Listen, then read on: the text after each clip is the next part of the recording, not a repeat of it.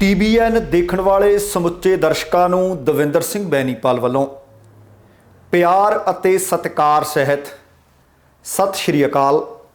ਦਾ Benipal show ਵਿੱਚ ਤੁਹਾਡਾ ਸਭਨਾਂ ਦਾ ਨਿੱਘਾ ਸਵਾਗਤ। ਅੰਤਰਰਾਸ਼ਟਰੀ ਕਬੱਡੀ ਖਿਡਾਰੀ ਵਿਕਾਸ ਗੁੱਜਰ ਦੇ ਕਤਲ ਦੇ ਕਾਰਨ ਆਏ ਸਾਹਮਣੇ। ਬਰਤਾਨੀਆ ਦੇ ਪ੍ਰਧਾਨ ਮੰਤਰੀ ਨੇ ਆਪਣੇ ਅਹੁਦੇ ਤੋਂ ਦਿੱਤਾ ਅਸਤੀਫਾ। ਇੱਕ ਆਪ ਵਿਧਾਇਕ ਵਿਵਾਦਾਂ ਵਿੱਚ ਘਿਰੇ। ਮੂਸੇਵਾਲਾ ਕਤਲ ਕਾਂਡ ਵਿੱਚ ਨਿਤ ਨਵੇਂ ਖੁਲਾਸਿਆਂ ਵਿੱਚ ਹੋਇਆ ਇੱਕ ਹੋਰ ਹੈਰਾਨੀਜਨਕ ਖੁਲਾਸਾ।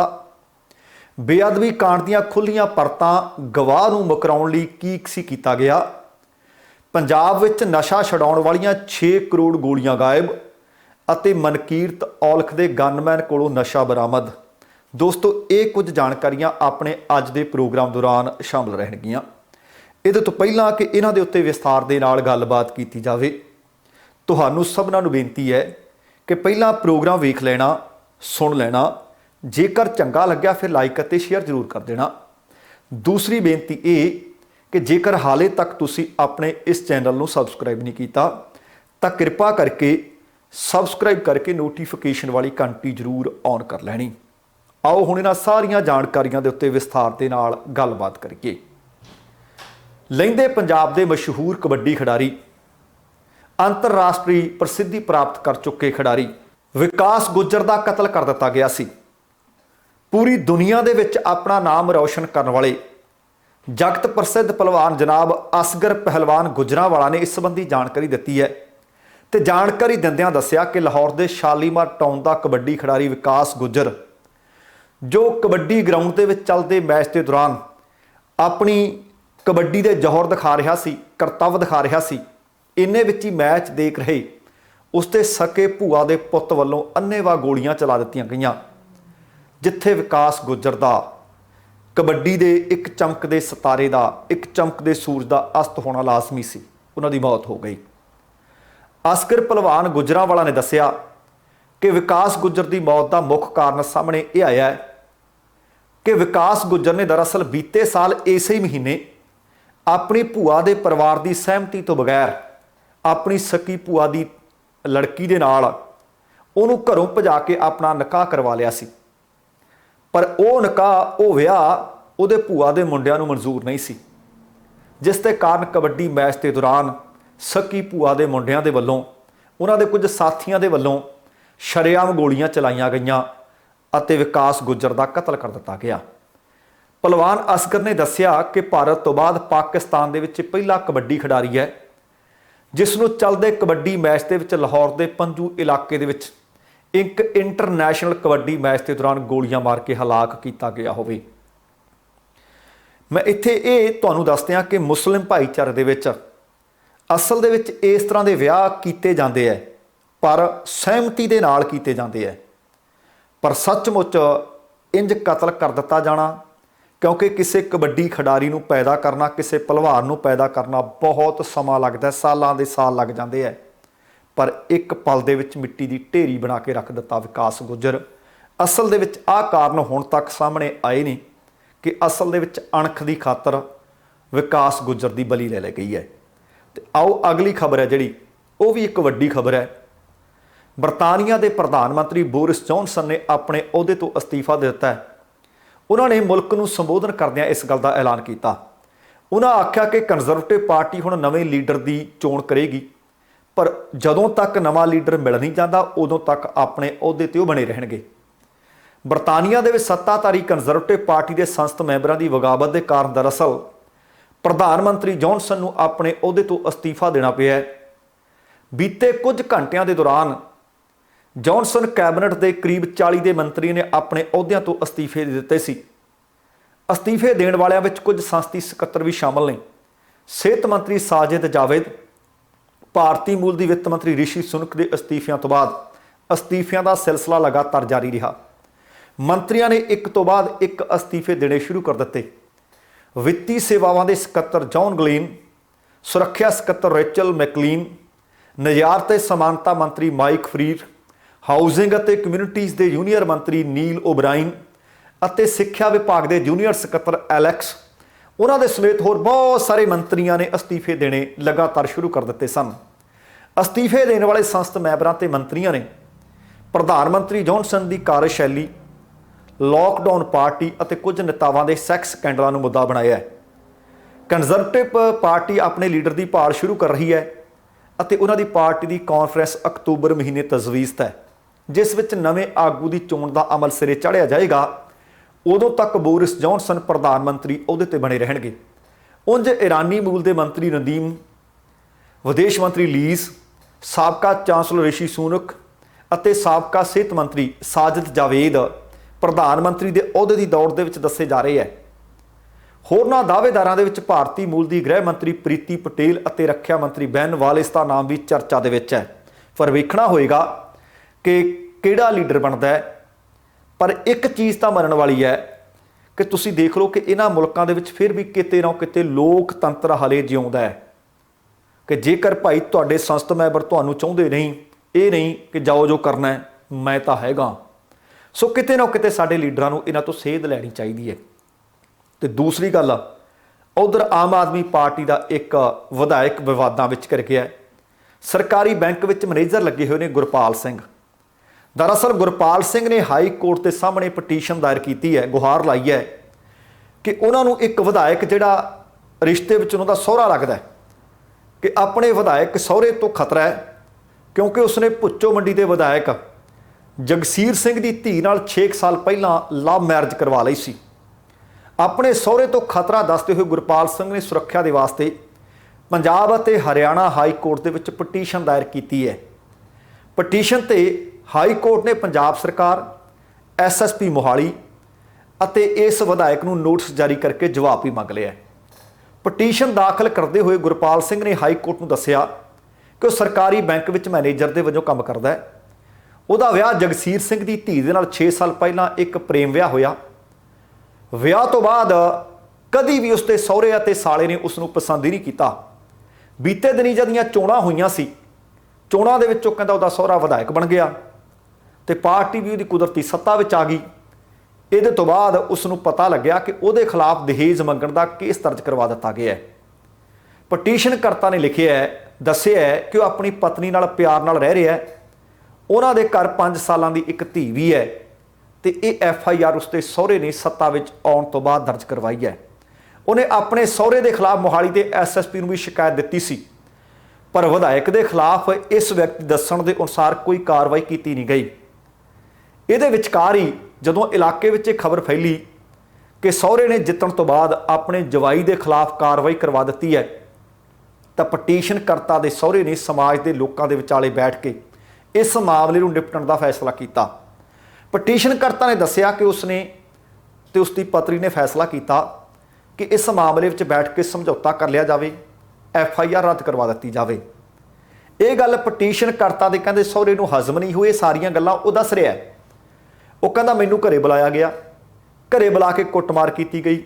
ਸਿਰਫ ਕੁੱਟਮਾਰ ਤੇ ਕੰਮ ਨਹੀਂ ਸਰਿਆ, ਉਹ ਕਹਿੰਦਾ ਫਿਰ ਬਾਅਦ 'ਚ ਮੈਨੂੰ ਗ੍ਰਿਫਤਾਰ ਵੀ ਕਰਵਾਇਆ ਗਿਆ। ਉਹਨਾਂ ਨੇ ਕਿਹਾ ਕਿ ਹੁਣ ਇਸ ਮਾਮਲੇ ਦੇ ਵਿੱਚ ਸਹੀ ਅਤੇ ਪਾਰਦਰਸ਼ੀ ਜਾਂਚ ਦੇ ਹੁਕਮ ਦਿੱਤੇ ਜਾਣ ਤੇ ਨਾਲ ਹੀ ਉਹਨੇ ਲਿਖਿਆ ਕਿ ਮੇਰੀ ਸੁਰੱਖਿਆ ਨੂੰ ਯਕੀਨੀ ਬਣਾਇਆ ਜਾਵੇ, ਮੈਨੂੰ ਸੁਰੱਖਿਆ ਮੁਹੱਈਆ ਕਰਵਾਈ ਜਾਵੇ। ਹਾਈ ਕੋਰਟ ਨੇ ਪਟੀਸ਼ਨ ਤੇ ਪੰਜਾਬ ਸਰਕਾਰ ਅਤੇ SSP ਮੋਹਾਲੀ ਦੇ ਨਾਲ ਇਸ ਵਿਧਾਇਕ ਨੂੰ ਵੀ ਪੁੱਛ ਲਿਆ ਕਿ ਜਵਾਬ ਦਿਓ, ਜਵਾਬ ਤਲਬ ਕਰ ਲਿਆ। ਸੱਚਮੁੱਚ ਜੇ ਇੰਜ ਹੋਇਆ ਤੇ ਜੇ ਇੰਜ ਹੋ ਰਿਹਾ ਤੇ ਭਗਵੰਤ ਮਾਨ ਸਾਹਿਬ ਤੁਹਾਡਾ ਵਿਆਹ ਹੋ ਗਿਆ, ਤੁਹਾਨੂੰ ਤੁਹਾਡੇ ਵਿਆਹ ਦੀਆਂ ਮੁਬਾਰਕਾਂ। ਪਰ ਤੁਸੀਂ ਕਿਹਾ ਸੀ ਕਿ ਕੋਈ ਇਸ ਤਰੀਕੇ ਨਾਲ ਬਦਲਾ ਲਊ ਕਾਰਵਾਈਆਂ ਨਹੀਂ ਹੋਣਗੀਆਂ ਕਿ ਕਿਸੇ ਨੂੰ ਚੁਕਾ ਦਿਓ, ਕਿਸ ਤੇ FIR ਦਰਜ ਕਰਵਾ ਦਿਓ। ਠੀਕ ਹੈ ਕਿ ਤੁਹਾਡਾ ਘਰੇਲੂ ਮਸਲਾ ਹੋ ਸਕਦਾ ਹੈ, ਜੇ ਦਹੇਜ ਮੰਗਿਆ ਤਾਂ ਮਸਲਾ ਬਣਦਾ ਹੈ, ਪਰ ਜੇਕਰ ਪਟੀਸ਼ਨ ਕਰਤਾ ਦੇ ਦੱਸਣ ਅਨੁਸਾਰ ਕਿ ਉਹ ਤੇ ਉਹਦੀ ਘਰਵਾਲੀ ਤਾਂ ਬੜੇ ਪਿਆਰ ਨਾਲ ਇਤਫਾਕ ਨਾਲ ਆਪਣੇ ਘਰ ਵਿੱਚ ਰਹਿ ਰਹੇ ਨੇ, ਆਪਣੀ 5 ਵਰਿਆਂ ਦੀ ਧੀ ਨੂੰ ਪਾਲ ਰਹੇ ਹੈ, ਫਿਰ ਸੱਚਮੁੱਚ ਇਹ ਮਸਲਾ ਗਲਤ ਹੈ। ਇਸ ਮਸਲੇ ਦੇ ਉੱਤੇ ਆਪਣੇ ਵਿਧਾਇਕ ਦੀ ਖਿਚਾਈ ਕਰੋ ਜੇਕਰ ਸੱਚਮੁੱਚ ਇੰਜ ਹੋ ਰਿਹਾ ਹੈ। ਤੇ ਅਗਲੀ ਖਬਰ ਸਿੱਧੂ ਮੂਸੇਵਾਲਾ ਦੇ ਕਤਲ ਕਾਂਡ ਦੇ ਨਾਲ ਸੰਬੰਧਿਤ ਖਬਰ ਹੈ। ਜਿਸ ਦਿਨ ਦਾ ਸਿੱਧੂ ਮੂਸੇਵਾਲਾ ਦਾ ਕਤਲ ਹੋਇਆ, ਨਿਤ ਨਵੇਂ ਖੁਲਾਸੇ ਹੋ ਰਹੇ ਨੇ ਤੇ ਹੁਣ ਜਿਹੜੀ ਜਾਣਕਾਰੀ ਮਿਲੀ ਹੈ ਕਿ ਲਾਰੈਂਸ ਬਿਸ਼ਨੋਈ ਅਤੇ ਗੋਲਡੀ ਬਰਾੜ ਨੇ ਜਿਹੜੇ ਨਿਸ਼ਾਨੇਬਾਜ਼ ਸਨ, ਕਾਤਲ ਸਨ, ਸ਼ਾਰਪ ਸ਼ੂਟਰ ਸੀ, ਉਹਨਾਂ ਨੂੰ ਕਤਲ ਤੋਂ ਪਹਿਲਾਂ ਗੋਲੀਬਾਰੀ ਦੀ ਪ੍ਰੈਕਟਿਸ ਕਰਨ ਵਾਸਤੇ ਆਖਿਆ ਕਿ ਕਿਤੇ ਇਹ ਨਾ ਹੋਵੇ ਕਿ ਤੁਸੀਂ ਕੰਮ ਕਰਨ ਜਾਵੋ ਤੇ ਕੰਮ ਨੇਪਰੇ ਨਾ ਚੜੇ। ਅਸਲ ਦੇ ਵਿੱਚ ਦਿੱਲੀ ਦੇ ਸਪੈਸ਼ਲ ਸੈੱਲ ਦੇ ਵੱਲੋਂ ਜਿਹੜੀ ਜਾਂਚ ਕੀਤੀ ਜਾ ਰਹੀ ਹੈ, ਉਸ ਜਾਂਚ ਪੜਤਾਲ ਦੇ ਵਿੱਚ ਇਹ ਨਵਾਂ ਖੁਲਾਸਾ ਹੋਇਆ ਹੈ ਕਿ ਸਿੱਧੂ ਦੇ ਕਤਲ ਕਰਨ ਵਾਲੇ ਸ਼ੂਟਰਾਂ ਨੇ ਖੁਦ ਇਸ ਦਾ ਸਨਸਨੀਖੇਜ਼ ਖੁਲਾਸਾ ਕੀਤਾ ਹੈ, ਜਿਸ ਦੇ ਵਿੱਚ ਦੱਸਿਆ ਗਿਆ ਹੈ ਕਿ ਪ੍ਰਿਆਵਰਤ ਫੌਜੀ ਅਤੇ ਅੰਕਿਤ ਸ਼ੇਰਸ਼ਾਹ ਮੂਸੇਵਾਲੇ ਨੂੰ ਕਤਲ ਕਰਨ ਤੋਂ ਪਹਿਲਾਂ ਬਹੁਤ ਸਾਰੇ ਆਧੁਨਿਕ ਹਥਿਆਰ, ਕੁਝ ਵਿਦੇਸ਼ੀ ਹਥਿਆਰਾਂ ਨੂੰ ਚਲਾਉਣ ਦਾ ਅਭਿਆਸ ਕਰਦੇ ਰਹੇ। ਦੋਵਾਂ ਨੇ ਹਰਿਆਣਾ ਅਤੇ ਪੰਜਾਬ ਦੀ ਸਰਹੱਦ ਤੇ ਇੱਕ ਸੁੰਨਸਾਨ ਥਾਂ ਤੇ ਜਾ ਕੇ ਹਥਿਆਰ ਚਲਾਉਣ ਦਾ ਅਭਿਆਸ ਕੀਤਾ। ਖੁੱਲ੍ਹੇ ਅਸਮਾਨ ਦੇ ਹੇਠ ਗੋਲੀਆਂ ਚਲਾਈਆਂ ਜਾਂਦੀਆਂ ਰਹੀਆਂ। ਗੋਲਡੀ ਬਰਾੜ ਦੇ ਕਹਿਣ ਤੇ ਦੋਵਾਂ ਨੂੰ ਗੋਲੀ ਚਲਾਉਣ ਦਾ ਹੀ ਹੁਕਮ ਦਿੱਤਾ ਗਿਆ ਸੀ ਤਾਂ ਜੋ ਜਿਸ ਦਿਨ ਕਤਲ ਕਰਨਾ ਹੈ ਉਸ ਦੌਰਾਨ ਸਿੱਧੂ ਮੂਸੇਵਾਲਾ ਬਚ ਨਾ ਸਕੇ, ਨਿਸ਼ਾਨਾ ਖੁੰਝ ਨਾ ਜਾਵੇ। ਇਸ ਤੋਂ ਪਹਿਲਾਂ ਇਹ ਵੀ ਖੁਲਾਸਾ ਹੋਇਆ ਸੀ ਕਿ ਲਾਰੈਂਸ ਬਿਸ਼ਨੋਈ ਅਤੇ ਗੋਲਡੀ ਬਰਾੜ ਦਾ ਸਭ ਤੋਂ ਭਰੋਸੇਮੰਦ ਅਤੇ ਸਭ ਤੋਂ ਖਤਰਨਾਕ ਤੇ ਪੱਕਾ ਨਿਸ਼ਾਨੇਬਾਜ਼ ਮਨਪ੍ਰੀਤ ਮਨੂ ਸੀ, ਪਰ ਬੈਕਅਪ ਵੀ ਨਾਲ ਰੱਖੀ ਗਈ ਕਿਉਂਕਿ ਉਹ ਕੋਈ ਮੌਕਾ ਖੰਝਾਉਣਾ ਨਹੀਂ ਸੀ ਚਾਹੁੰਦੇ। ਬੈਕਅਪ ਦੇ ਤੌਰ ਤੇ ਹੋਰ ਨਿਸ਼ਾਨੇਬਾਜ਼ ਵੀ ਨਾਲ ਭੇਜੇ ਗਏ ਤਾਂ ਜੋ ਮੂਸੇਵਾਲੇ ਦੇ ਹਮਲੇ ਦੌਰਾਨ ਕੋਈ ਗਲਤੀ ਨਾ ਹੋ ਸਕੇ, ਉਹ ਬਚ ਕੇ ਨਿਕਲ ਨਾ ਸਕੇ। ਇਸ ਲਈ ਖਾਸ ਤੌਰ ਤੇ ਪ੍ਰਿਆਵਰਤ ਫੌਜੀ ਅਤੇ ਅੰਕਿਤ ਨੂੰ ਗੋਲਡੀ ਦੇ ਕਹਿਣ ਤੇ ਪੰਜਾਬ ਅਤੇ ਹਰਿਆਣਾ ਦੀ ਸਰਹੱਦ ਤੇ ਖੁੱਲ੍ਹੇ ਅਸਮਾਨ ਹੇਠ ਪਹਿਲਾਂ ਅਭਿਆਸ ਕਰਵਾਇਆ ਗਿਆ, ਅਭਿਆਸ ਕਰਨ ਲਈ ਚੁਣਿਆ ਗਿਆ। ਇਸ ਥਾਂ ਤੇ ਦੋਵੇਂ ਨਿਸ਼ਾਨੇਬਾਜ਼ਾਂ ਦੇ ਵੱਲੋਂ ਆਧੁਨਿਕ ਹਥਿਆਰਾਂ ਨੂੰ ਚਲਾਉਣ ਦੀ ਪ੍ਰੈਕਟਿਸ ਕੀਤੀ ਜਾਂਦੀ ਰਹੀ। ਪਰ ਹਾਲੇ ਵੀ ਸਭ ਤੋਂ ਵੱਡਾ ਸਵਾਲ ਇਹ ਬਣਿਆ ਹੋਇਆ ਹੈ ਕਿ ਜਿਹੜੇ ਹਥਿਆਰਾਂ ਨਾਲ ਪ੍ਰੈਕਟਿਸ ਕੀਤੀ ਗਈ, ਜਿਹੜੇ ਹਥਿਆਰਾਂ ਨਾਲ ਸਿੱਧੂ ਮੂਸੇਵਾਲੇ ਨੂੰ ਕਤਲ ਕੀਤਾ ਗਿਆ, ਮੌਤ ਦੇ ਘਾਟ ਉਤਾਰਿਆ ਗਿਆ, ਉਹ ਹਥਿਆਰ ਕਿੱਥੇ ਨੇ? ਉਹ ਹਥਿਆਰ ਇਹਨਾਂ ਨੂੰ ਕੌਣ ਦੇ ਗਿਆ? ਵਾਰਦਾਤ ਤੋਂ ਬਾਅਦ ਇਹਨਾਂ ਕੋਲੋਂ ਉਹ ਹਥਿਆਰ ਕੌਣ ਲੈ ਗਿਆ? ਹਾਲੇ ਤੱਕ ਉਹਨਾਂ ਹਥਿਆਰਾਂ ਦੀ ਬਰਾਮਦਗੀ ਹੋ ਨਹੀਂ ਸਕੀ। ਹੁਣ ਜਿਹੜਾ ਖੁਲਾਸਾ ਕੀਤਾ ਕਿ ਅਸੀਂ ਪੰਜਾਬ ਤੇ ਹਰਿਆਣਾ ਦੀ ਸਰਹੱਦ ਦੇ ਨੇੜੇ ਸੁੰਨਸਾਨ ਥਾਂ ਦੇ ਉੱਤੇ ਅਸੀਂ ਗੋਲੀਆਂ ਚਲਾਉਣ ਦੀ ਪ੍ਰੈਕਟਿਸ ਕਰਦੇ ਰਹੇ, ਇਹ ਇੱਕ ਹੋਰ ਸਵਾਲ ਨੂੰ ਜਨਮ ਦੇ ਰਿਹਾ ਹੈ ਕਿ ਜਦੋਂ ਗੋਲੀਆਂ ਦੀ ਕਾੜ ਹੁੰਦੀ ਹੋਊਗੀ ਕਿ ਕਿਸੇ ਨੂੰ ਨਹੀਂ ਸੁਣੀ? ਕੀ ਪੰਜਾਬ ਦੀਆਂ ਸੁਰੱਖਿਆ ਏਜੰਸੀਆਂ, ਪੰਜਾਬ ਦੀ ਪੁਲਿਸ ਕੀ ਸੁੱਤੀ ਪਈ ਸੀ? ਬਹੁਤ ਵੱਡੇ ਸਵਾਲ ਨੇ ਤੇ ਆਉਣ ਵਾਲੇ ਦਿਨਾਂ ਵਿੱਚ ਵੇਖਦੇ ਹਾਂ ਕਿ ਇਹ ਜਿੰਨੇ ਵੀ ਸਵਾਲ ਉੱਠ ਰਹੇ ਨੇ ਕਿ ਇਹਨਾਂ ਸਵਾਲਾਂ ਦਾ ਕੋਈ ਜਵਾਬ ਮਿਲਦਾ ਹੈ ਜਾਂ ਫਿਰ ਨਹੀਂ। ਤੇ ਅਗਲੀ ਖਬਰ ਬੇਅਦਬੀ ਕਾਂਡ ਦੇ ਨਾਲ, ਬੇਅਦਬੀ ਘਟਨਾ ਦੇ ਨਾਲ ਜੁੜੀ ਖਬਰ ਹੈ। ਪ੍ਰੋਗਰਾਮ ਪੰਜਾਬ ਬੋਲਦਾ ਦੇ ਵਿੱਚ ਆਪਾਂ ਇਸ ਖਬਰ ਦੇ ਉੱਤੇ ਵਿਸਥਾਰਤ ਗੱਲਬਾਤ ਕੀਤੀ ਸੀ, ਪਰ ਉਹਦੇ ਤੋਂ ਬਾਅਦ ਕੁਝ ਇੱਕ ਨਵੀਆਂ ਜਾਣਕਾਰੀਆਂ ਇਸੇ ਖਬਰ ਦੇ ਨਾਲ ਸੰਬੰਧਿਤ ਹੋਰ ਮਿਲੀਆਂ ਨੇ ਜਿਹੜੀਆਂ ਮੈਂ ਤੁਹਾਡੇ ਨਾਲ ਸਾਂਝੀਆਂ ਕਰ ਰਹੀਆਂ ਨੇ। ਮੋਗਾ ਜ਼ਿਲ੍ਹੇ ਦਾ ਸਰਹੱਦੀ ਪਿੰਡ ਹੈ ਮਲਕੇ ਦੇ ਵਿੱਚ 4 ਨਵੰਬਰ ਤੇ 2015 ਨੂੰ ਸ੍ਰੀ ਗੁਟਕਾ ਸਾਹਿਬ ਦੇ ਸਰੂਪ ਦੀ ਬੇਅਦਬੀ ਪ੍ਰੇਮੀਆਂ ਦੀ ਸਾਜ਼ਿਸ਼ ਦੇ ਵਜੋਂ ਕੀਤੀ ਗਈ। ਸਾਜ਼ਿਸ਼ ਕੜੀ ਤੇ ਬੇਅਦਬੀ ਕਰ ਦਿੱਤੀ ਗਈ। ਇਹਦੇ ਲਈ ਗੁਟਕਾ ਸਾਹਿਬ ਦੇ ਬੇਅਦਬੀ ਦੇ ਦੋਸ਼ੀ ਪਾਏ ਗਏ ਨੇ ਡੇਰਾ ਪ੍ਰੇਮੀ। ਸਜ਼ਾ ਸੁਣਾਈ ਗਈ ਹੈ ਡੇਰਾ ਪ੍ਰੇਮੀਆਂ ਨੂੰ। ਪਰ ਜਿਹੜੀਆਂ ਨਵੀਆਂ ਜਾਣਕਾਰੀਆਂ ਨਿਕਲੀਆਂ ਨੇ ਉਹ ਇਹ ਨੇ ਕਿ ਡੇਰਾ ਪ੍ਰੇਮੀ ਪਹਿਲਾਂ ਗੁਟਕਾ ਅੰਮ੍ਰਿਤਸਰੋਂ ਲੈ ਕੇ ਆਏ, ਜਿਸ ਗੁਟਕੇ ਦੀ ਉਹਨਾਂ ਨੇ ਬੇਅਦਬੀ ਕੀਤੀ। ਉਹਦਾ ਪ੍ਰਕਾਸ਼ਨ ਭਾਈ ਚਤਰ ਸਿੰਘ ਜੀਵਨ ਸਿੰਘ ਪ੍ਰੈਸ ਦੇ ਵੱਲੋਂ ਕੀਤਾ ਗਿਆ ਸੀ, ਪਰ ਹੁਣ ਉਹ ਪਵਿੱਤਰ ਪੁਸਤਕਾਂ ਪ੍ਰਕਾਸ਼ਿਤ ਨਹੀਂ ਕਰਦੇ। ਸ਼੍ਰੀ ਗੁਟਕਾ ਸਾਹਿਬ ਤੇ ਸ਼੍ਰੀ ਗੁਰੂ ਗ੍ਰੰਥ ਸਾਹਿਬ ਦੇ ਪਵਿੱਤਰ ਗ੍ਰੰਥ ਹੁਣ ਸ਼੍ਰੋਮਣੀ ਗੁਰਦੁਆਰਾ ਪ੍ਰਬੰਧਕ ਕਮੇਟੀ ਵੱਲੋਂ ਸੰਚਾਲਿਤ ਪ੍ਰੈਸ ਦੁਆਰਾ ਹੀ ਕੀਤੀ ਜਾਂਦੀ ਹੈ। ਪਰ ਹੁਣ ਇਹ ਵੀ ਪਤਾ ਲੱਗਿਆ ਹੈ ਕਿ ਗਵਾਹਾਂ ਨੂੰ ਮੁਕਰਾਉਣ ਦਾ ਜਾਂ ਗਵਾਹ ਨੂੰ ਮੁਕਰਾਉਣ ਦਾ ਵੀ ਕੋਝਾ ਯਤਨ ਕੀਤਾ ਗਿਆ। ਮਾਨਯੋਗ ਜੱਜ ਰਾਹੁਲ ਗਰਗ ਨੇ ਬੇਅਦਬੀ ਮਾਮਲੇ ਦੇ ਵਿੱਚ ਫੈਸਲਾ ਸੁਣਾ ਦਿੱਤਾ ਸੀ, ਸਜ਼ਾ ਸੁਣਾ ਦਿੱਤੀ ਸੀ ਤੇ ਇਸ ਦਾ ਪ੍ਰਮੁੱਖਤਾ ਨਾਲ ਜ਼ਿਕਰ ਕੀਤਾ ਗਿਆ ਕਿ ਦੋਸ਼ੀ ਪਾਏ ਗਏ ਵਿਅਕਤੀਆਂ ਨੇ ਪੁਲਿਸ ਜਾਂਚ ਦੇ ਦੌਰਾਨ ਆਪਣਾ ਗੁਨਾਹ ਕਬੂਲ ਕਰ ਲਿਆ ਸੀ, ਪਰ ਸਜ਼ਾ ਤੋਂ ਬਚਣ ਲਈ ਇਸ ਮਾਮਲੇ ਦੇ ਇੱਕੋ ਇੱਕ ਗਵਾਹ ਸਾਬਕਾ ਫੌਜੀ ਸੇਵਕ ਸਿੰਘ ਨੂੰ ਗਵਾਹੀ ਤੋਂ ਮੁੱਕਰਨ ਲਈ ਪੈਸਿਆਂ ਦਾ ਲਾਲਚ ਵੀ ਦਿੱਤਾ ਗਿਆ। ਪਰ ਜਿੱਥੇ ਅਦਾਲਤ ਦਾ, ਜਿੱਥੇ ਕਾਨੂੰਨ ਦਾ ਸਤਿਕਾਰ ਕਰਦੇ ਹਾਂ, ਉੱਥੇ ਸਾਬਕਾ ਫੌਜੀ ਸੇਵਕ ਸਿੰਘ ਦੀ ਪਿੱਠ ਥਾਪੜਨੀ ਬਣਦੀ ਹੈ। ਉਹਨਾਂ ਦੀ ਦਲੇਰੀ ਅਤੇ ਉਹਨਾਂ ਦਾ ਸਮਰਪਣ ਕਿ ਨਾ ਪੈਸਿਆਂ ਦੇ ਲਾਲਚ ਕੋਈ ਨਹੀਂ, ਗੁਟਕਾ ਸਾਹਿਬ ਦੀ ਬੇਅਦਬੀ ਹੋਈ ਹੈ, ਮੈਂ ਗਵਾਹੀ ਤੋਂ ਨਹੀਂ ਮੁੱਕਰਨਾ। ਇਸ ਤਰ੍ਹਾਂ ਦੇ ਬੰਦੇ ਹੈਗੇ ਆ, ਪਰ ਟਾਵੇਂ ਹੈ। ਕਹਿੰਦੇ ਸਾਬਕਾ ਫੌਜੀ ਸੇਵਕ ਸਿੰਘ ਨੂੰ ਗਵਾਹੀ ਤੋਂ ਮੁੱਕਰਨ ਵਾਸਤੇ ਲਾਲਚ ਦਿੱਤਾ ਗਿਆ। 2 ਲੱਖ ਰੁਪਏ ਦਾ ਚੈੱਕ ਇਹ ਕਹਿੰਦੇ ਹੋਏ ਦੋਸ਼ੀਆਂ ਵੱਲੋਂ ਦਿੱਤਾ ਗਿਆ ਕਿ ਤੂੰ ਮੁੱਕਰ ਜਾ। ਦੋਸ਼ੀ ਪਾਏ ਗਏ ਮਿੱਠੂ ਸਿੰਘ ਦੇ ਪਰਿਵਾਰ ਦੇ ਇੱਕ ਮੈਂਬਰ ਨੇ ਉਹਨਾਂ ਨੂੰ ਉਹ ਚੈੱਕ ਦਿੱਤਾ ਕਿ ਗਵਾਹੀ ਤੋਂ ਹਟ ਜਾ, ਪਿੱਛੇ ਮੋੜ ਲੈ ਪੈਰ। ਪਰ ਸੇਵਕ ਸਿੰਘ ਦੀ ਦਲੇਰੀ ਦੇਖੋ, ਚੈੱਕ ਲੈ ਲਿਆ।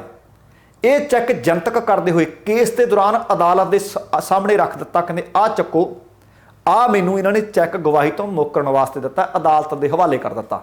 ਇਸ ਕੇਸ ਦੇ ਵਿੱਚ ਥਾਣਾ ਬਾਘਾ ਪੁਰਾਣਾ ਦੇ ਵਿੱਚ ਵੱਖਰੇ ਤੌਰ ਤੇ ਕੇਸ ਦਰਜ ਕੀਤਾ ਗਿਆ ਅਤੇ ਇਹ ਕੇਸ ਹਾਲੇ ਅਦਾਲਤ ਦੇ ਵਿੱਚ ਵਿਚਾਰ ਅਧੀਨ ਹੈ।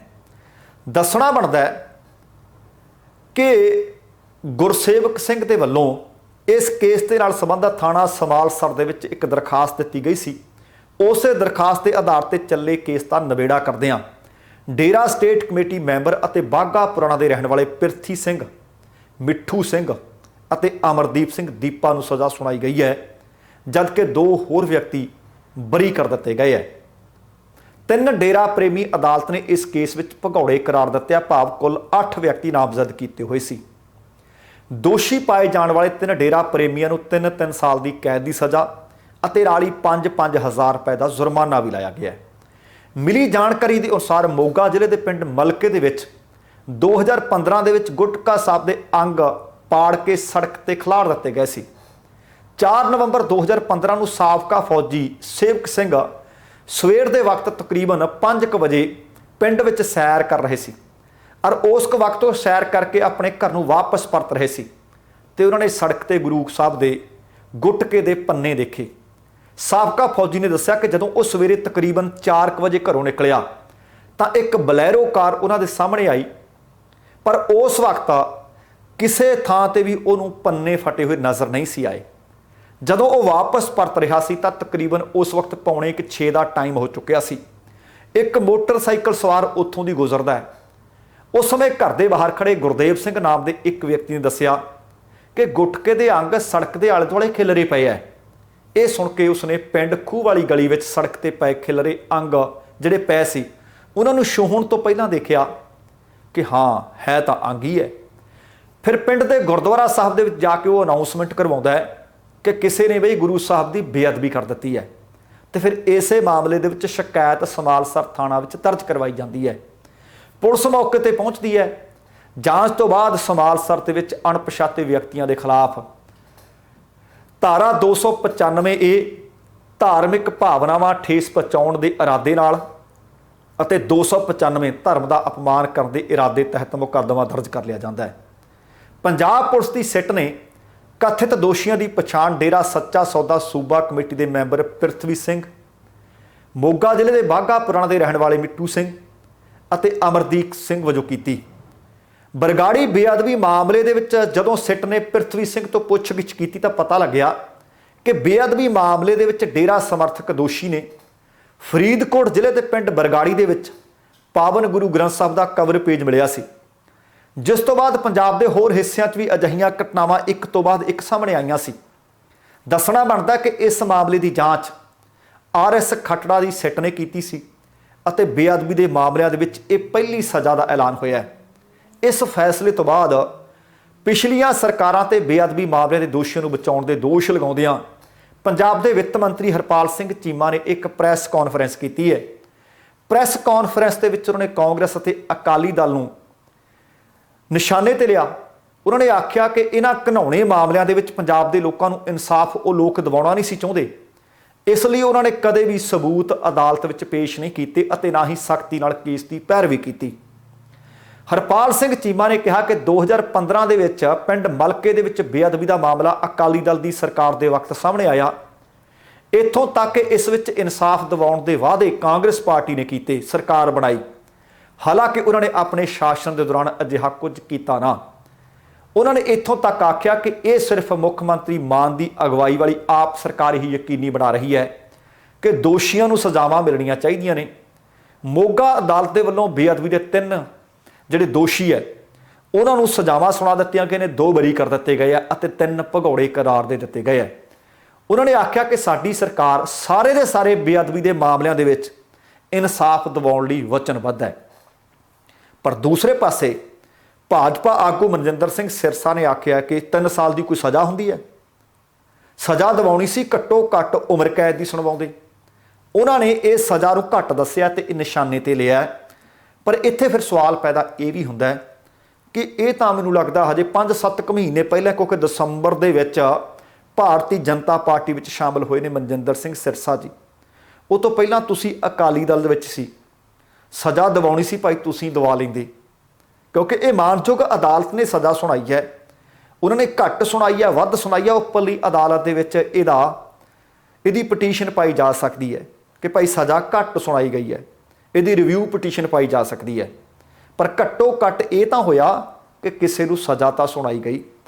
ਤੇ ਅਗਲੀ ਜਿਹੜੀ ਬਹੁਤ ਵੱਡੀ ਖਬਰ ਮੈਂ ਆਖ ਸਕਦਾ ਕਿ ਅਕਾਲੀ ਵੀ, ਭਾਜਪਾ ਵਾਲੇ ਵੀ, ਕਾਂਗਰਸ ਵਾਲੇ ਵੀ ਅਤੇ ਹੁਣ ਆਮ ਆਦਮੀ ਪਾਰਟੀ ਵਾਲੇ ਵੀ ਇੱਕ ਗੱਲ ਜ਼ਰੂਰ ਕਹਿੰਦੇ ਆ, ਗੱਲ ਇਹ ਸਾਂਝੀ ਹੈ ਕਿ ਨਸ਼ਾ ਅਸੀਂ ਛਡਾਉਣਾ ਹੈ।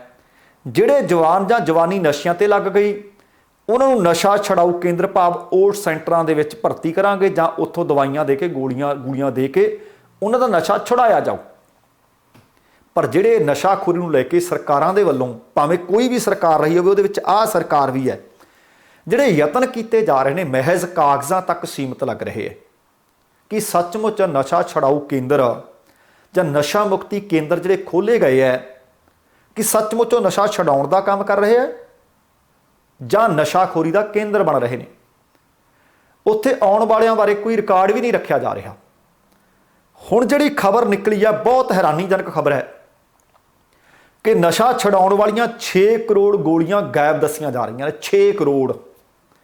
ਇਹ ਜਾਣਕਾਰੀ Punjab and Haryana high court ਦੇ ਵਿੱਚ ਡਰੱਗਸ ਮਾਮਲੇ ਦੇ ਵਿੱਚ ਇੱਕ ਸੁਣਵਾਈ ਦੇ ਦੌਰਾਨ ਸਾਹਮਣੇ ਆਈ ਹੈ। ਇਸ ਮਾਮਲੇ ਦੇ ਵਿੱਚ ਅਦਾਲਤ ਦੇ ਵੱਲੋਂ ਨਿਯੁਕਤ ਕੀਤੇ ਗਏ ਵਕੀਲ ਰਾਜੇਸ਼ ਗੁਪਤਾ ਨੇ ਜਾਣਕਾਰੀ ਦਿੱਤੀ ਹੈ। ਉਹਨਾਂ ਕਿਹਾ ਕਿ ਨਸ਼ਾ ਮੁਕਤੀ ਕੇਂਦਰਾਂ ਦੇ ਵਿੱਚ ਆਉਣ ਵਾਲੇ ਨਸ਼ੇੜੀਆਂ ਅਤੇ ਹੋਰਨਾਂ ਦੇ ਬਾਰੇ ਰਿਕਾਰਡ ਰੱਖਣਾ ਚਾਹੀਦਾ ਸੀ, ਪਰ ਰਿਕਾਰਡ ਕੋਈ ਹੈ ਹੀ ਨਹੀਂ। ਸਰਕਾਰ ਦੇ ਵੱਲੋਂ ਮਿਲੀ ਜਾਣਕਾਰੀ ਵਿੱਚ ਦੱਸਿਆ ਗਿਆ ਹੈ ਕਿ 6 ਕਰੋੜ ਨਸ਼ਾ ਛਡਾਉਣ ਵਾਲੀਆਂ ਗੋਲੀਆਂ ਨਸ਼ਾ ਮੁਕਤੀ ਕੇਂਦਰਾਂ ਤੇ ਹੋਰਨਾਂ ਸਿਹਤ ਕੇਂਦਰਾਂ ਵਿੱਚ ਪੁੱਜਦੀਆਂ ਕੀਤੀਆਂ ਗਈਆਂ, ਪਰ ਗਈਆਂ ਕਿੱਥੇ ਇਹਦੇ ਬਾਰੇ ਕਿਸੇ ਕੋਲ ਕੋਈ ਰਿਕਾਰਡ ਨਹੀਂ। ਇਹਦਾ ਮਤਲਬ ਜਿਹੜੀ ਗੱਲ ਬੀਤੇ ਦਿਨਾਂ 'ਚ ਸਾਹਮਣੇ ਆਈ ਸੀ ਕਿ ਗੋਲੀਆਂ ਉੱਥੋਂ ਲਿਆਂਦੀਆਂ ਜਾਂਦੀਆਂ ਨੇ, ਕਈ ਕਹਿੰਦੇ ਸਾਨੂੰ ਦਿੱਤੀਆਂ ਨਹੀਂ ਜਾਂਦੀਆਂ, ਉਹ ਬਲੈਕ 'ਚ ਵੇਚੀਆਂ ਜਾਂਦੀਆਂ ਨੇ, ਤੇ ਫਿਰ ਅੱਗੇ ਹੋਰ ਮਹਿੰਗੀਆਂ ਉਹ ਬਲੈਕ ਵਾਲੇ ਲਿਆ ਕੇ ਅੱਗੇ ਨਸ਼ੇੜੀਆਂ ਨੂੰ ਵੇਚਦੇ ਆ। ਆਹ ਗੱਲ ਉਸ ਖਬਰ ਨੂੰ ਇਹ ਜਾਣਕਾਰੀ ਤਸਦੀਕ ਕਰਦੀ ਹੈ ਕਿ 6 ਕਰੋੜ ਗੋਲੀਆਂ ਆਈਆਂ ਨਸ਼ਾ ਛਡਾਊ ਕੇਂਦਰਾਂ 'ਚ ਵੀ, ਸਿਹਤ ਕੇਂਦਰਾਂ 'ਚ, ਪਰ ਗਈਆਂ ਕਿੱਥੇ ਰਿਕਾਰਡ ਕੋਈ ਵੀ ਨਹੀਂ। ਬਹੁਤ ਮੁੱਦਾ ਗੰਭੀਰ ਹੈ। ਅਦਾਲਤ ਦੇ ਵਿੱਚ ਵਕੀਲ ਰਾਜੇਸ਼ ਗੁਪਤਾ ਨੂੰ ਇਸ ਸੰਬੰਧ ਦੇ ਵਿੱਚ ਦਸਤਾਵੇਜ਼ ਲਿਆਉਣ ਵਾਸਤੇ ਆਖਿਆ ਗਿਆ। ਹੁਣ ਹਾਈ ਕੋਰਟ ਦੇ ਵਿੱਚ ਇਸ ਡਰੱਗ ਮਾਮਲੇ ਦੇ ਵਿੱਚ ਕੇਂਦਰ ਦੇ ਵੱਲੋਂ ਇਹਦੇ ਨਾਲ ਸੰਬੰਧਿਤ 5 ਰਿਪੋਰਟਾਂ ਪੇਸ਼ ਕੀਤੀਆਂ ਗਈਆਂ ਨੇ, ਜਿਨ੍ਹਾਂ ਦੇ ਵਿੱਚੋਂ 3 ਰਿਪੋਰਟਾਂ ਸੀਲਬੰਦ ਨੇ। ਇੱਕ ਰਿਪੋਰਟ BSF ਵੱਲੋਂ ਬਣਾਈ ਗਈ ਹੈ, ਇੱਕ ਰਿਪੋਰਟ ਨਾਰਕੋਟਿਕ ਕੰਟਰੋਲ ਬੋਰਡ ਭਾਵ NC ਵੱਲੋਂ ਤਿਆਰ ਕੀਤੀ ਗਈ ਹੈ। ਪੰਜਾਬ ਸਰਕਾਰ ਨੇ ਹਾਈ ਕੋਰਟ ਵਿੱਚ ਦੱਸਿਆ ਕਿ ਉਹ ਨਸ਼ੇ ਦੇ ਕਾਰੋਬਾਰ ਦੇ ਵਿਰੁੱਧ ਸਖਤ ਕਦਮ ਚੁੱਕ ਰਹੀ ਹੈ, ਪਰ ਬੀਤੇ ਜਿਹੜੇ 5 ਵਰ੍ਹੇ ਨੇ, ਲੰਘੇ 5 ਵਰ੍ਹਿਆਂ ਵਿੱਚ 2017 ਤੋਂ ਲੈ ਕੇ 2022 ਦੇ ਦਰਮਿਆਨ 108 ਪੁਲਿਸ ਮੁਲਾਜ਼ਮਾਂ ਨੂੰ ਦੱਸਿਆ ਗਿਆ ਕਿ ਬਰਖਾਸਤ ਕੀਤਾ ਗਿਆ ਜੋ ਨਸ਼ੇ ਦੇ ਕਾਲੇ ਕਾਰੋਬਾਰ ਵਿੱਚ ਸ਼ਾਮਲ ਹੁੰਦੇ ਸਨ। ਇਹ ਵੀ ਦੱਸਿਆ ਗਿਆ ਕਿ 2019 ਤੋਂ ਲੈ ਕੇ 2022 ਤੱਕ ਨਸ਼ੇ ਦੇ ਸਮਗਲਰਾਂ ਦੀ 270 ਕਰੋੜ ਦੀ ਜਾਇਦਾਦ ਜ਼ਬਤ ਕੀਤੀ ਗਈ ਹੈ। 2017 ਤੋਂ ਲੈ ਕੇ 2022 ਤੱਕ 559 ਘਾਗ ਸਮਗਲਰ ਵੱਡੇ ਮੱਛ ਕਾਬੂ ਕੀਤੇ ਗਏ ਹੈ, ਜਿਨ੍ਹਾਂ ਕੋਲ 2 ਕਿਲੋ ਜਾਂ ਉਸ ਤੋਂ ਵੱਧ ਦੀ ਹੈਰੋਇਨ ਜ਼ਬਤ ਕੀਤੀ ਗਈ ਸੀ। ਪਰ ਇਸ ਗੱਲ ਦਾ ਜਵਾਬ ਕਿਸੇ ਕੋਲ ਨਹੀਂ ਸੀ ਕਿ 6 ਕਰੋੜ ਗੋਲੀਆਂ ਨਸ਼ਾ ਛਡਾਉਣ ਵਾਲੀਆਂ ਉਹ ਗਈਆਂ ਕਿੱਥੇ। ਬਹੁਤ ਵੱਡਾ ਸਵਾਲ ਹੈ। ਤੇ ਅਗਲੀ ਜਿਹੜੀ ਖਬਰ ਹੈ ਕਿ ਤੁਸੀਂ ਦੇਖੋ ਕਿ ਵਰਦੀ ਸਾਨੂੰ ਕੀ ਕਹਿੰਦੀ ਹੈ ਤੇ ਕੀਤਾ ਕੀ ਜਾ ਰਿਹਾ ਹੈ। 2 ਪੁਲਿਸ ਮੁਲਾਜ਼ਮ ਅੜਿੱਕੇ ਆ ਗਿਆ ਤੇ ਉਹਨਾਂ ਨੂੰ ਗ੍ਰਿਫਤਾਰ ਕਰ ਲਿਆ ਗਿਆ ਹੈ।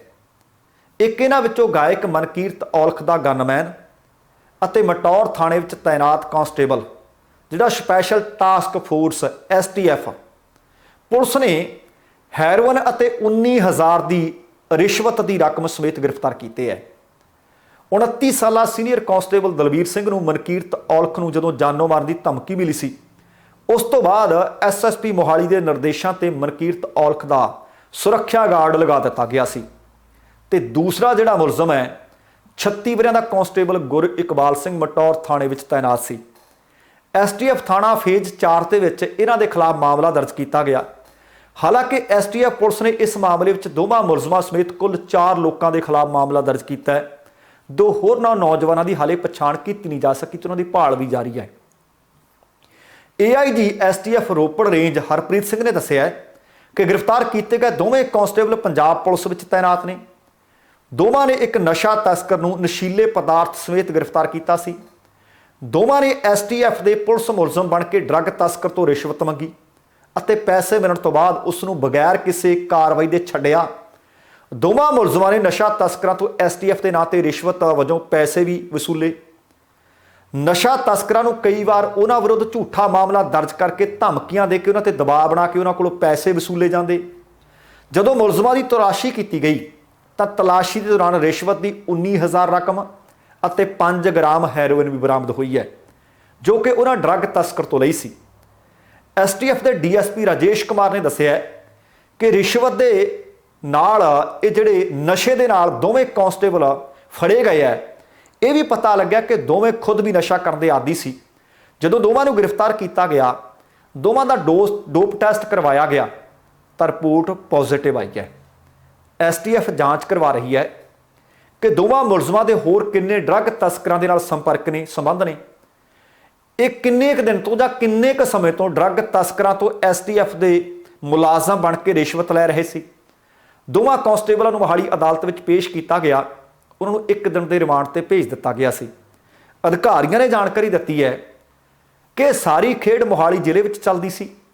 ਦੋਵੇਂ ਨਸ਼ਾ ਤਸਕਰਾਂ ਦੀ ਮਦਦ ਵੀ ਕਰਿਆ ਕਰਦੇ ਸੀ। ਫਿਰ ਉਹ ਕਿਹੜਿਆਂ ਦੀ ਕਰਦੇ ਸੀ ਔਰ ਕਿੰਨੇ ਸਮੇਂ ਤੋਂ ਕਰ ਰਹੇ ਸੀ। ਤੁਸੀਂ ਦੇਖੋ ਕਿ ਆਹ ਦੂਸਰਾ ਦਿਨ ਹੈ। ਇਹਦੇ ਤੋਂ ਪਹਿਲਾਂ ਤੁਹਾਡੇ ਨਾਲ ਕੱਲ ਖਬਰ ਸਾਂਝੀ ਕੀਤੀ ਸੀ ਕਿ ਫਰੀਦਕੋਟ ਤੇ ਇੱਕ DSP ਜਿਨ੍ਹਾਂ ਦੇ ਖਿਲਾਫ ਤਰਨਤਾਰਨ ਦੇ ਵਿੱਚ ਇੱਕ FIR ਦਰਜ ਕੀਤੀ ਗਈ ਕਿ ਨਸ਼ਾ ਤਸਕਰ ਨੂੰ ਛੱਡਣ ਦੇ ਵਾਸਤੇ 10 ਲੱਖ ਰੁਪਏ ਦੀ ਰਿਸ਼ਵਤ ਲੈ ਲਈ ਸੀ। ਆਹ ਹੁਣ ਤੁਸੀਂ ਦੇਖੋ ਕਿ ਇੱਕ ਕਾਂਸਟੇਬਲ ਹੈ, ਇੱਕ ਹੈੱਡ ਕਾਂਸਟੇਬਲ ਹੈ। ਇਹ ਵੀ ਕੰਮ ਉਹੀ ਕਰਦੇ ਨੇ, ਖੁਦ ਨਸ਼ਾ ਵੀ ਕਰਦੇ ਸੀ, ਨਸ਼ਾ ਤਸਕਰਾਂ 'ਤੇ ਕੋਈ ਕਾਰਵਾਈ ਵੀ ਨਹੀਂ ਸੀ ਕਰਦੇ, ਉਹਨਾਂ 'ਤੇ ਦਬਾਅ ਬਣਾ ਕੇ ਉਹਨਾਂ ਦੇ ਕੋਲੋਂ ਰਿਸ਼ਵਤ ਵੀ ਲੈਂਦੇ ਸਨ। ਇਹਦਾ ਮਤਲਬ ਖਾਕੀ ਇੱਕ ਵਾਰ ਫੇਰ ਦਾਗਦਾਰ ਹੋਈ ਹੈ। ਸੋ ਦੋਸਤੋ, ਇਹ ਸੀ ਕੁੱਲ ਮਿਲਾ ਕੇ ਆਪਣਾ ਅੱਜ ਦਾ ਪ੍ਰੋਗਰਾਮ। ਉਮੀਦ ਕਰ ਰਹੇ ਹਾਂ ਤੁਹਾਨੂੰ ਚੰਗਾ ਲੱਗਿਆ ਹੋਵੇਗਾ। ਜੇਕਰ ਪ੍ਰੋਗਰਾਮ ਚੰਗਾ ਲੱਗਿਆ ਤਾਂ ਕਿਰਪਾ ਕਰਕੇ ਲਾਈਕ ਅਤੇ ਸ਼ੇਅਰ ਜ਼ਰੂਰ ਕਰ ਦੇਣਾ। ਜੇਕਰ ਹਾਲੇ ਤੱਕ ਤੁਸੀਂ ਆਪਣੇ ਇਸ ਚੈਨਲ ਨੂੰ ਸਬਸਕ੍ਰਾਈਬ ਨਹੀਂ ਕੀਤਾ ਤਾਂ ਕਿਰਪਾ ਕਰਕੇ ਸਬਸਕ੍ਰਾਈਬ ਕਰਕੇ ਨੋਟੀਫਿਕੇਸ਼ਨ ਵਾਲੀ ਘੰਟੀ ਜ਼ਰੂਰ ਔਨ ਕਰ ਲੈਣੀ। ਤੁਹਾਡੇ ਦਿਲੋਂ ਧੰਨਵਾਦੀ ਹੋਵਾਂਗੇ। ਹੁਣ ਸਮਾਂ ਸਮਾਪਤ ਹੈ। ਜਾਣ ਤੋਂ ਪਹਿਲਾਂ ਕਹਾਂਗਾ, ਜ਼ਿੰਦਗੀ ਜਿੰਦਾ ਦਿਲੀ ਦਾ ਨਾਮ ਹੈ। ਦਵਿੰਦਰ ਸਿੰਘ ਬੈਨੀਪਾਲ ਨੂੰ ਆਗਿਆ ਦਿਓ। ਸਤਿ ਸ਼੍ਰੀ ਅਕਾਲ। ਤੇਰਾ ਬਰਾਖਾ।